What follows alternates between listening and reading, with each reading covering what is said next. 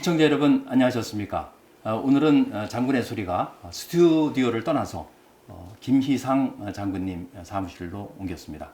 오늘 김희상 장군님 모셨는데요. 김희상 장군님께서는 국방대학교 총장을 역임하셨고 노무현 정부 때 국방보좌관을 역임하셨습니다. 그리고 현재는 한국안보문제연구소 이사장으로 재직하고 계십니다. 김 장군님 오늘 귀한 시간 내주셔서 감사합니다. 반갑습니다. 예. 오늘 김희상 장군님과 나눌 말씀은 한국군의 전시작전 통제권, 전작권이라고 줄여서 말하는데요. 전작권 전환에 어떤 상황으로 가고 있는지 또 그것이 내포하고 있는 문제점은 무엇인지 한번 소상히 알아보도록 하겠습니다. 지금 아마 많은 전문가들이 있지만 전시작전 통제권에 관해서는 대한민국에서 가장 전문가라고 알려져 있습니다. 김 장군님 말씀 들어가기 전에 시청자분들을 위해서 전작권 전환이 지금 어떤 형태로 쭉 지금까지 흘러나왔는지 간단하게 한번 요약을 했는데 그 동영상 한번 보시고 말씀 나누도록 하겠습니다. 좋습니다. 예. 1950년 6월 25일 북한의 불법 기습 남침은 대한민국에게 엄청난 충격과 공포를 안겨주었다. 철저한 준비와 계획하에 남침을 감행한 북한군의 공격에 국군은 교전과 후퇴를 거듭하였다. 그러던 중 미국이 중심이 된 유엔은 1950년 안보리 결의안 82호와 83호를 통하여 북한의 침략을 불법으로 규정하고 즉각 38선 이북으로 후퇴할 것을 결의하면서 회원국들에게 북한의 침략을 물리치기 위해 군사력과 각종 지원을 보내줄 것을 권유하였고 안보리 결의안 84호를 통하여 미국 주도의 유엔군 사령부 창설과 사령관 임명을 승인하였다. 이에 따라 그해 7월 유엔군 사령부가 발족되었고 맥어더 원수가 유엔군 사령관에 임명되어 유엔군을 통합 지휘하게 되었다. 대한민국은 유엔 회원국이 아니었기 때문에 이승만 대통령은 7월 13일 무초 주한미국 대사를 통하여 현재와 같은 상태가 계속되는 동안 국군에 대한 작전 지휘권을 맥어더 유엔군 사령관에게 이양한다는 내용의 서한을 전달하여 1950년 7월 14일부로 국군에 대한 작전 지휘권이 유엔군 사령관에게 이양되었다. 6.25 전쟁이 휴전된 이후에도 1953년 10월 1일 체결된 한미 상호 방위 조약에 따라 한국군에 대한 작전 통제권은 유엔군 사령관이 행사하여 왔다. 그러던 중 주한미군 철수를 공약으로 내세우고 당선되어 1977년 취임한 지미 카터 대통령이 주한미군 철수를 본격적으로 추진하자 안보상 위협을 느낀 박정희 대통령은 유엔사를 대신할 통합적 군사기구의 장소를 추진하여 1978년 11월 한미연합군 사령부를 발족시켰으며 이에 따라 한국군에 대한 작전 통제권이 유엔군 사령관에서 한미연합군 사령관에게로 이양되었다. 한국군에 대한 작전 통제권의 변화는 1987년 대통령 선거 당시 노태우 후보가 미국으로부터 작전 지휘권을 이양받기 위해 노력한다는 대선 공약으로부터 시작되었다. 한미 간 작전 지휘권 이양 문제를 협의해온 한미 국방당국은 김영삼 정부 시절인 1994년 12월 1일부로 평시 작전 통제권을 한국군으로 전환하였다. 노무현 대통령은 미치게 전시 작전 통제권, 즉 전작권 전환 협의를 공식 제안하였고 미국과 협의를 가속화하여 2012년 4월 17일 이전에 전작권을 전환하고 한미연합사를 해체하는 것으로 합의하였다. 그러나 2007년 12월 이명박 한나라당 대통령 후보는 북한의 핵실험을 이유로 전작권 전환 재검토를 대선 공약으로 내세웠고 대통령으로 취임한 이후 오바마 대통령과의 정상회담에서 전작권 전환 시기를 2015년 12월 1일로 연기하였다. 그 후 박근혜 정부는 계속되는 북한의 핵실험과 미사일 도발을 이유로 2014년 전시작전 통제권을 조건에 기초하여 전환하기로 미국과 합의하였다. 전작권 전환의 기초가 되는 조건은 첫째, 전작권 전환 이후 한국군이 연합방위를 주도할 수 있는 핵심 군사 능력을 확보하고 둘째, 북한의 핵 미사일 위협에 대해 우리 군의 초기 필수 대응 능력 구비와 미군의 확장 억제 수단 및 전략 자산을 제공 운영하는 것이며 셋째, 안정적인 전작권 전환에 부합하는 한반도 및 지역 안보 환경이 관리되는 것이다. 그러나 문재인 정부는 대선 기간 공약으로 전작권 전환을 내세웠고 자주 국방 차원에서 전작권 전환을 서두르고 있다. 2019년 4월 군 대장 인사를 단행하면서 국방개혁과 전자권 전환 준비를 체계적이고 적극적으로 추진할 수 있는 역량과 전문성을 우선 고려했다고 밝힌 것이 그것을 입증하고 있다. 한편 노무현 정부 시절 전자권 전환을 추진하면서 한미 양국군은 한미연합군 사령부를 해체하고 각각의 사령부를 구성하며 군사협조기구를 통하여 양국군의 작전을 조정 통제하는 병렬형 군사지휘 구조에 의견을 모았으나 2013년부터는 전자권 전환 이후에도 현재와 같은 연합군 사령부를 유지하고 사령관을 한국군 대장이 맡는 방안이 논의되고 있다. 이에 지난 2018년 10월 말 정경두 국방장관과 매티스 미 국방부 장관은 전자권 전환 이후의 연합방위 지침을 확정하고 서명하였다.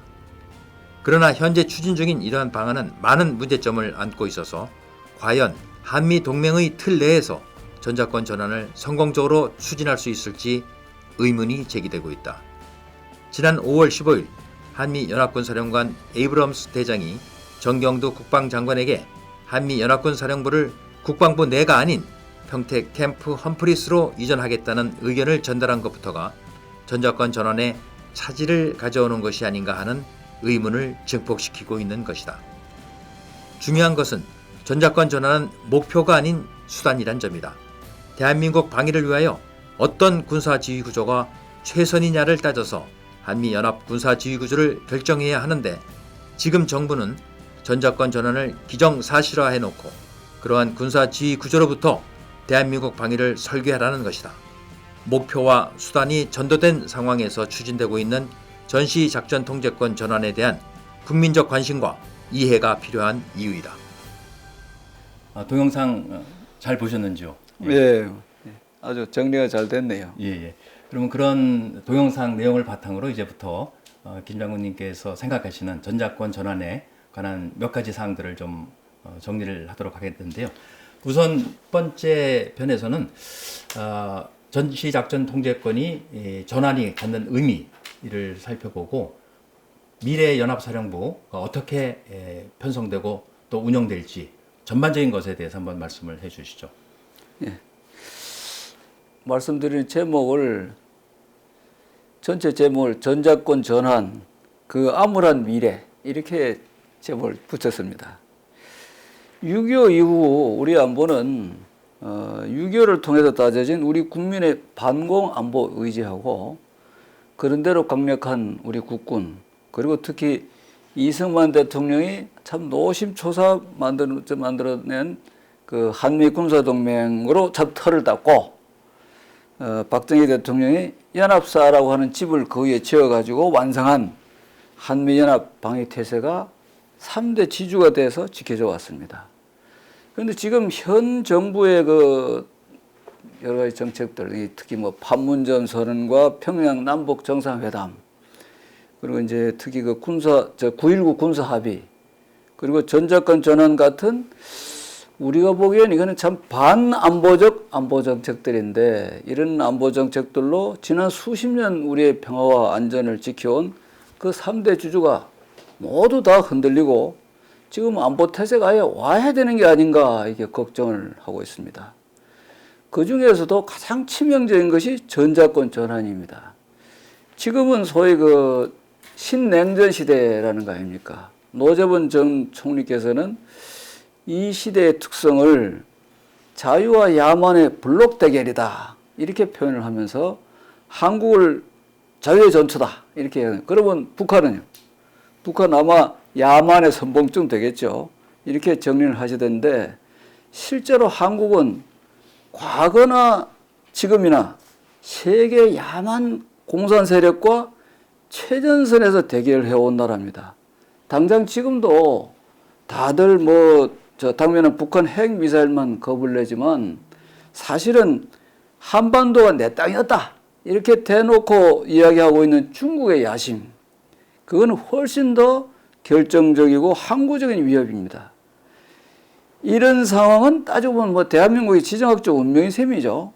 그런데도 그래도 우리는 그 이승만 대통령의 참 전략적 해안으로 그 자유와 야만 가운데 참 자유의 편에 서서 그 덕분에 단군 일의 최고라고 하는 오늘의 자유와 번영을 이루어냈습니다. 그러나 지난 70여 년 한반도 상에서는 이 범세계적인 자유와 야만의 전초전이 계속 전개되어 왔고 아직도 진행 중입니다. 그리고 바로 지금은 완성 단계에 든 북한 핵미사일, 그리고 이른바 G2로 커진 그 중국으로 이 세계적 전초전이 마침내 그 승패를 가름하는 마지막 일대 결전이 진행 중인 때라고 저는 생각을 합니다. 지난 시간을 이렇게 돌이켜보면은 냉전이 미국의 승리로 종식된 이유는 우리 시대였습니다. 그때 동일은 통일도 이뤄내지 않았습니까? 실은 우리한테도 기회가 적지 않았습니다.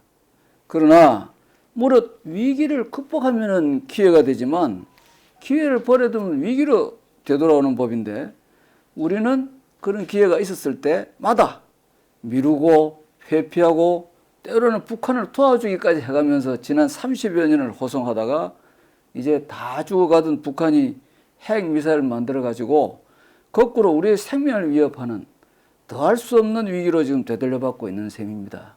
더욱이 그 사이 북한 뒤를 받쳐주던 중국도 이제 G2로 커졌잖아요.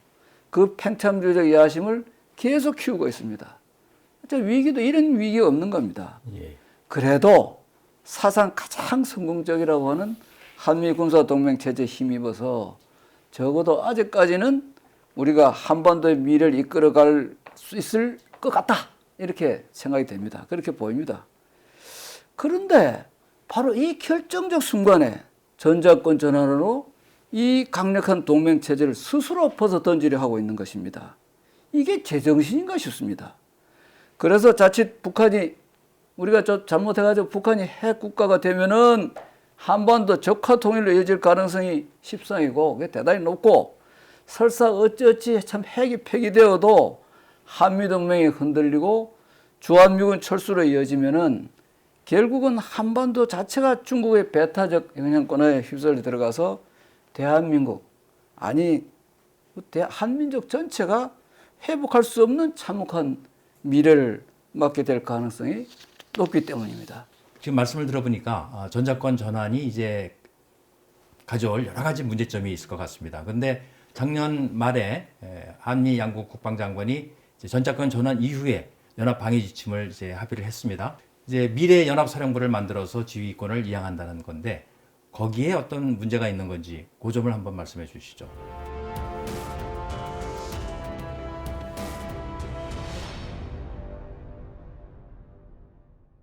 착각하면 안 됩니다. 오늘 한미연합사가 수행하고 있는 기능과 역할의 대부분은 사실은 그 사령관이 미군 사성 통합사령관이기 때문에 가능한 것입니다. 그래서 한국군이 사령관인 미래사령부는 한미 양국군이 함께 근무한다는 그 외형은 같을지 몰라도 그 가능한 기능과 역할은 전혀 다릅니다. 한국군 사령관으로서는 사실상 오늘의 연합사 기능을 제대로 수행할 수 없고 결국은 오늘 한국의 핵심 방위체제 한미연합 방위태세만 와해시키고 말 것이라는 뜻입니다. 사실 우선 미국의 연합사령관은 그 상징성부터가 중요한 전략적 억제력입니다. 억제는 본래 심리적인 거거든요. 그래서 오늘 연합사의 전략적 억제력도 사실은 튼튼한 한미군사동맹과 그 동맹이 세계 최강 미국군에 의해서 참 강력하게 뒷받침되고 있음을 아주 가장 약여하게 증명해주는 미국인 연합사령관이 갖는 상징성에서 나오고 바로 그것이 지난 수십 년 한국의 안정과 평화를 지키고 한강의 기적을 뒷받침해 왔다고 해도 과언이 아닙니다. 당장 오늘 북한 핵미사일에 대처하는데도 사실은 그렇습니다. 어떤 그 미측 전문가는 그런 이야기를 합니다. 북한이 핵 공격을 하면은 해서 만약에 서울에서 수만 명이 죽었다 그러면 아이고야 미국이 아이고야 그거 안 됐네. 그 정도로 끝날지 모르지만 그 핵에 주한미군 한 100명만 죽거나 다치면은 희생이 되면은 미국 대통령이 목을 내놔야 될 거다. 그런 이야기를 하던데 실제로 북한이 가장 겁내는 것은 바로 그래서 미국의 핵우산, 우리로 치면 미국의 핵우산이죠. 그래서 유사시 미국이 하게 될 미국의 대량 보복이기 때문입니다. 결국 사실은 뭐 설명하려면 너무 좀 길지만 오늘 북한 핵에 대처하는데도 우리가 사실은 뭐 전술핵 배치한다, 핵을 만들어도 뭐 그건 어떤 그 뭐 도움은 되지만 완벽한 해결책은 안 되고 그나마 사실 제일 용이하고 효율적인 대책이 미국인 사령관인 연합사령관이 특히 그 사령부를 서울에 함께 존재하는 것 그것이 그나마 제일 그 현실적인 방법이고 어떻게 보면 그 이상 현실적 방법이 찾기도 어려울지 모릅니다. 말씀드렸듯이 억제라고 하는 건 기본적으로 심리적인 것이니까요. 한국군 사령관은 사령관이 되어도 원천적으로 작동권이 불완전한 사령관이 될 수밖에 없습니다. 전시 작동권은. 왜? 현재 미군 연합사령관은 연합사 사령관뿐만 아니라 유엔군 사령관, 주한미군 사령관을 겸직하고 있지 않습니까? 재미있는 건 지금도 연합사령관을 소개할 때 유엔사, 연합사, 주한미군 사령관 이렇게 하는데 통상 유엔사를 맨 앞에 놓습니다. 그가 이제 겸임하는 세계 직책 중에서 유엔군 사령관이 가장 중요하다는 뜻일 겁니다. 실제로 지금 일본에 산재해 있는 연합사의 전략적 후방 지원 부대들 이거 다 유엔군 사령관 이름으로 통제되고 있습니다. 또 우리 그 비무장지대 공동경비구역 JSA 이것도 유엔사가 관할하고 있습니다. 뿐만 아니라 주한미군에 대한 전쟁 났다 유사시에 주한미군에 대한 작전 통제도 자동적으로 그냥 연합사령관이 하는 게 아니고 미 태평양사령관의 허락을 받아야 되는 겁니다. 시작할 수 있는 겁니다. 그런데 한국군은 죽었다 깨라도 절대로 유엔군 사령관이나 주한미군 사령관은 될 수가 없습니다. 그러니까 이 세 사령관을 겸임할 수 있는 미국인 연합사령관은 뭐 전혀 문제가 안 되지만 한국인 미래사령관의 작동권이라고 하는 것은 원천적으로 불완전할 수밖에 없고 어쩌면은 유사시 전시 그 작전 통제 체제 자체가 이원화되는 그런 그 불상사가 생기게 될 겁니다.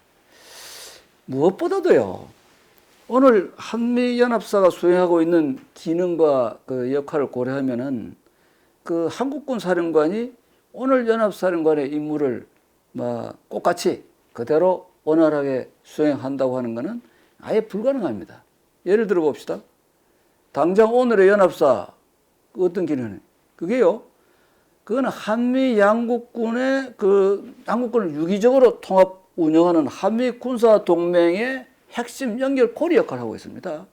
또 주한미군을 묶어두는 실질적 장치이기도 합니다. 그동안 그 역할을 많이 해왔습니다. 그리고 특히 그동안에 우리가 한미동맹, 과거에 이렇게 한미동맹이 이게 삐걱삐걱할 때가 많이 있었잖아요. 갈등과 있었을 때 많이 있었는데, 그때 제가 이렇게 기억하기로 보면은 굉장히 결정적 위기도 몇 번 있었습니다. 그때마다 연합사령관 덕분에, 미국인 연합사령관 덕분에 예방이 되고 극복이 된 적도 적지 않았습니다. 한국의 사령관이 이거 어느 걸 할 수 있겠습니까? 아무것도 못합니다. 그리고 2005년이든가 우리 전자권 전환 논란이 막 한참 이렇게 됐을 때 2006년이든가요. 그때 미 8군 사령관 캠벨 중장이 이제 다른 모임에서 만나가지고 나한테 전자권 전환 이야기 자꾸 하니까 한국은 미국 사성 장군이 지휘관을 맡고 있다고 하는 것이 얼마나 중요한 의미가 있는지 너무 모른다 그러더라고요. 실제로 연합사령관이 미국군이기 때문에 가능했던 그런 것들이 하나둘이 아닙니다. 예를 들어서 우리가 지금 위기시마다 미 전략 자산을 골표다면 내 것처럼 이렇게 이게 불러가지고 활용해 온 것이나 또 유사시 대규모 미군 증원 전력을 바탕으로 한 강력한 한미연합 방위 태세를 구축할 수 있었던 이거 다 연합사령관이 미 사성 통합전투사령관이었기 때문에 가능한 것입니다. 또 사실은 옛날에 UFC 훈련 같은 거 하면은요, 맨날 이렇게 이 철수하다 끝나는, 지연작전하다 끝나는 그런 식으로 끝났어요. 이걸 전부 다 바꾼 것도 통일 전역까지 내다보는 그런 실질적이고 적극적인 훈련을 하게 된 것도 연합사가 창설돼 가지고 미 사성연합사령관이 들어 보임된 이후의 일입니다. 왜 그게 가능했냐? 미국인 사성사령관이 한국 방어를 책임지고 있는데 그걸 유사시 자기가 지고 싶은 사람이 어디 있습니까? 보다 강력한 전력도 필요하겠고 또 훈련도 더 많이 시켜야 되겠고 그것이 이제 미국인 사성통합사령관이 미 정부의 그 소요를 제기하고 그래야 된다고 하니까 그게 또 미국 정부 펜타곤에도 받아들일 수 있었을 겁니다. 고려해 봐야 될 게 또 있어요. 유럽 각국이 나토 최고사령관을 미군에게 맡겨두고 있는 게 뭐 자존심이 없어서 그러겠습니까? 미국에 더 큰 책임을 부여해서 유럽 방위에 더 큰 부담을 지게 하려는 것입니다.